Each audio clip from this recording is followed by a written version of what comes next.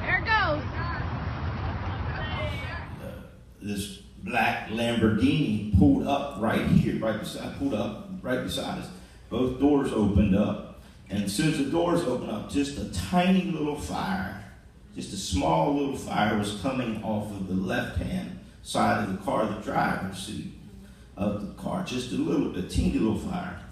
Within 2 to 3 minutes, I could feel the intensity of the heat from that Lamborghini all the way over here on the porch, and it was right there. It burnt. If you look at the restaurant when you go out, it burnt the Venetian blinds.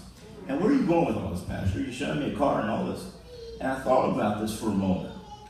Because as we're watching all this burn right in front of us, you're watching a $300,000 car. Did you hear me? That's a lot of money. Would you not say amen? But the loss of that car means nothing of what it could have been. Now, when you look at that in its entirety, you would say, wow, what a loss. But what I see is she got out alive.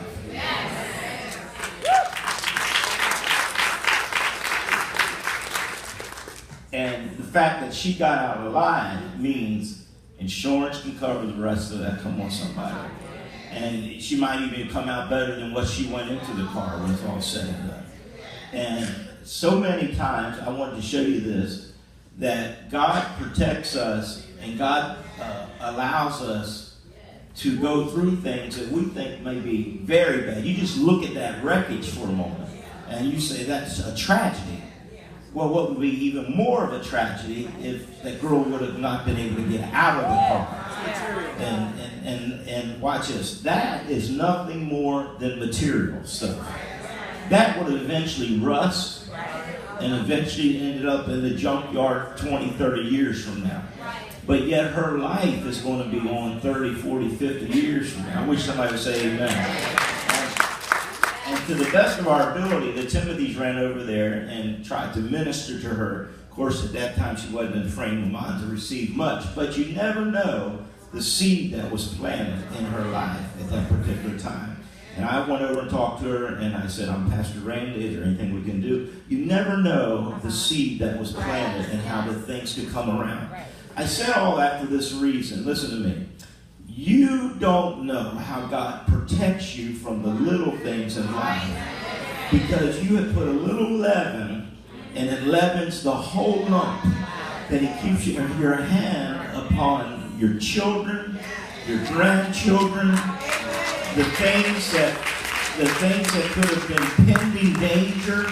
When God said you got stuck in traffic and you're all upset because you're stuck, but you didn't know God was holding things up because there was going to be a car run a red light. You don't know what could have happened. Come on, today we woke up in the United States of America, a free country, to worship God. There are people that would go to jail if they were found in church today, and they would be put in prison just for carrying their Bible to church. Somebody shout amen. And I guarantee you the majority of you ate today. Wave your hand. You had coffee. Wave your hand. You had a roof over your head. Shout amen. So God is a good God. You're already better off than 2/3 of the world. Did you know that? Right now. The fact that you were able to drink a cup of water. There are people that don't even have water. You look at, well, he took it off. You look at that and you say, oh, such a tragedy. I looked at it and saying, such a blessing that she didn't get killed. And she didn't.